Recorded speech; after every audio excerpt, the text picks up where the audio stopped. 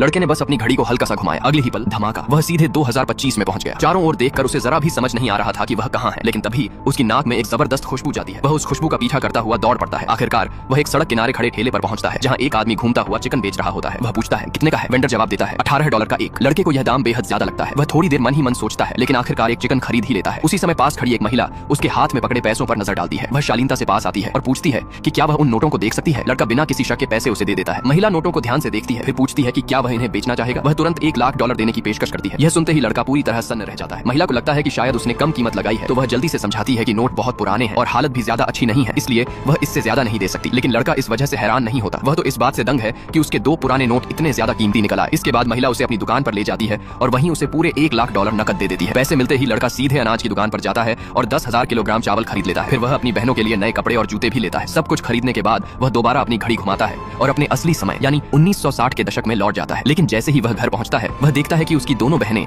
बहुत उदास बैठी हैं। वह घबराकर पूछता है कि क्या हुआ। बहनें स्कूल से नाम कटने के नोटिस दिखाती हैं और टूटे हुए स्वर में बताती हैं कि फीस भरने के लिए पैसे नहीं हैं। तभी लड़के को समझ आता है कि पढ़ाई रुक जाने की वजह से वे दुखी हैं। वह उन्हें दिलासा देता है और कहता है कि अपनी समझ और मेहनत से वह जल्द ही इतना पैसा कमा लेगा कि उनकी पढ़ाई दोबारा शुरू हो सके। इसके बाद वह गांव के मुखिया के पास जाता है और उससे कहता है कि सभी गांव वालों को इकट्ठा किया जाए। वह ऐलान करता है कि वह सबको चावल देगा और बदले में लोग अपने घरों की पुरानी चीजें उसे देंगे। थाने का नाम सुनते ही मुखिया पूरे गांव में खबर फैला देता है। थोड़ी ही देर में लड़का तरह तरह की पुरानी चीजें इकट्ठा कर लेता है। फिर वह एक बार फिर अपनी घड़ी घुमाता है और 2025 में लौट जाता है। वह सीधे उसी महिला की दुकान पर जाता है और गांव से लाई हुई सारी पुरानी चीजें उसके सामने रख देता है कीमत जानने के लिए। जैसे ही महिला उन्हें देखती है, उसकी आंखें खुली की खुली रह जाती हैं। वह हैरानी से कहती है कि ये सभी चीजें बेहद दुर्लभ और बेशकीमती खजाने हैं।